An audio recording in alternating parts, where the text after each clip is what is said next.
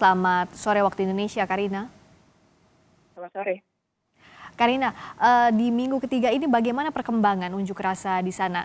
Jam malam dicabut, apakah ini berpengaruh dengan jalannya unjuk rasa?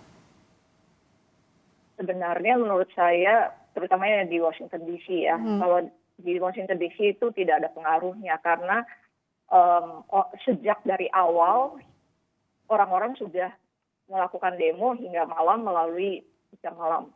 Dan sebenarnya keadaannya sih damai ya. Jadi jam malam itu sebenarnya tidak perlu. Oke. Jadi kondisi di Kalau di Washington. Washington DC terutama ya. Oke. Bagaimana dengan eskalasi pengamanan di sana? Apakah semakin ketat atau justru sebaliknya? Sekarang ini malah wali kota Washington DC sudah meminta lebih keras untuk militer itu dikeluarkan dari Washington, dari kota.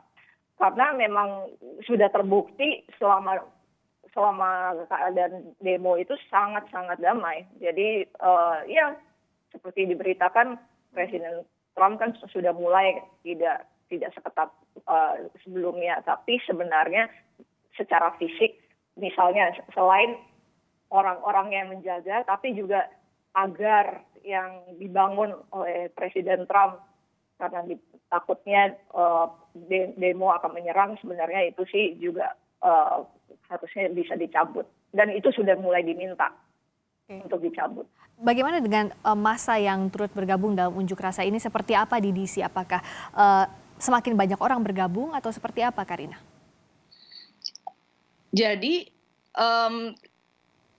orang-orang itu sebenarnya awalnya memang hanya kelompok tertentu yang pada berdemo di depan Washington DC. Tapi sejak peristiwa hari Senin tanggal 4 yang kejadian foto op, ada yang menyeberang jalan lalu harus menembak demonstran yang damai, malah makin banyak orang-orang yang ikut.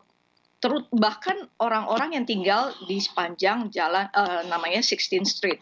Nah, 16th Street itu kan seperti tetangganya Gedung Putih ya. Yap. Nah, orang-orang ini ada satu hari yang semua keluar di depan rumah masing-masing di jalanan, mereka berdemo, dan demonya itu sebenarnya bisa aja urusannya adalah mengenai anti diskriminasi. Marah juga dengan polisi, tapi ada juga karena ada rasa bahwa sebagai tetangga mestinya warga White House itu harus lebih beradaptasi, bahwa demo itu sebenarnya tidak harus dikasih militer segitu banyak sehingga keadaan sebenarnya menjadi lebih rusak. Jadi itu salah satu reaksi dari orang-orang lokal Washington DC-nya. Oke. Sempat ada juga respons dari pengunjuk rasa menyerukan defunding the police. Itu apa maksudnya dan seperti apa sebenarnya tuntutannya? Ya, jadi dianggap bahwa selama ini memang polisi sudah keadaannya tidak sesuai yang seperti sumpah mereka, bahwa mereka itu kan harus memprotek orang-orang warga, malah lebih keadaannya mempunyai kekuatan untuk membuat orang menjadi takut, bahkan kadang meninggal karena dibunuh padahal tidak berdaya. Sejak itu orang selalu berpikir bahwa memang harus diperbaiki, walaupun menjadi perdebatan bahwa ya kan ada polisi yang baik, ada polisi yang buruk. Nah, ini ada analoginya adalah anggap ada 2.300 polisi yang baik, ya kan? Ada 12 polisi yang buruk. Tapi misalnya 2.300 orang ini, polisi ini tidak memenjarakan 12 polisi yang buruk, maka menjadi 2.312 polisi itu semua buruk karena mereka mempunyai sumpah bahwa mereka harus melindungi orang warga dan memenjarakan yang kriminal. Karena itu semua orang akhirnya minta supaya mereka itu dananya dikurangi. Oke. Nah, respons pemerintah seperti apa? Baik di DC, pemerintah di DC maupun pemerintah Amerika Serikat. Seperti apa responsnya dengan kondisi seperti ini? Karena kan tujuan dari demonstrasi ini sebenarnya kan anti kekerasan dan anti rasisme itu yang disuarakan. Yes. Ya, sebenarnya awalnya semua standar. Jadi pemerintah, baik pemerintah pusat maupun Washington DC, semuanya standar ya. Turut berduka cita, melawan anti diskriminasi. Tapi kayaknya memang agak melenceng sedikit, terutama pemerintah pusat yang akhirnya menjadi persoalan rakyat melawan White House. Mhm, Yang itu saja udah nggak benar. ya. Makanya pada hari-hari Senin, beliau foto op, itu yang memicu, perkembangan bahwa orang-orang itu akhirnya memangnya fokusnya makin makin melebar. Nah, begitu juga akhirnya dari pihak Washington DC, pemerintah Washington DC sampai sekarang pun kesannya, ya kasarnya kata-katanya Mhm, gontok-gontokan dengan pemerintah pusat.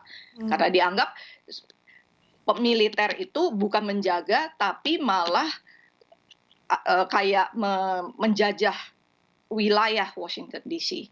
oke. Karena ada beda, pandangan soal unjuk rasa yang berlangsung ini terutama dari massa dengan pemerintah, baik itu di pusat maupun di, DC dan di, negara bagian lainnya.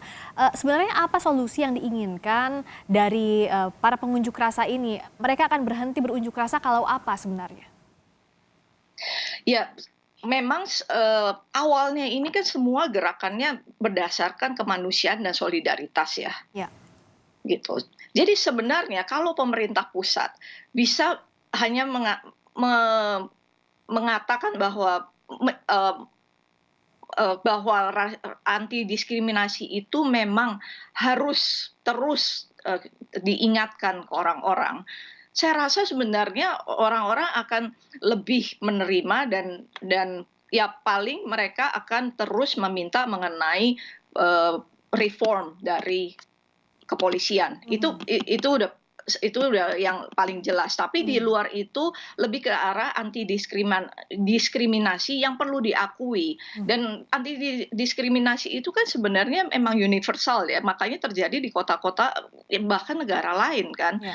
Jadi tapi permasalahannya karena tanggapannya menjadi kayaknya pemerintah pusat itu anti demonstran, Mhm, jadinya menjadi pecah gitu. Akhirnya ya, orang-orang pada waktu demo pun mendemo presiden, oke. padahal pada awalnya tidak seperti itu. Oke, dan sekarang dinantikan apakah, tadi solusinya bisa ditemukan antara para pengunjuk rasa dengan pemerintah agar, aksi atau unjuk rasa yang berlangsung ini sesuai dengan tujuan awal begitu ya Karina ya? Itu yang masih dinantikan sampai sekarang. Iya.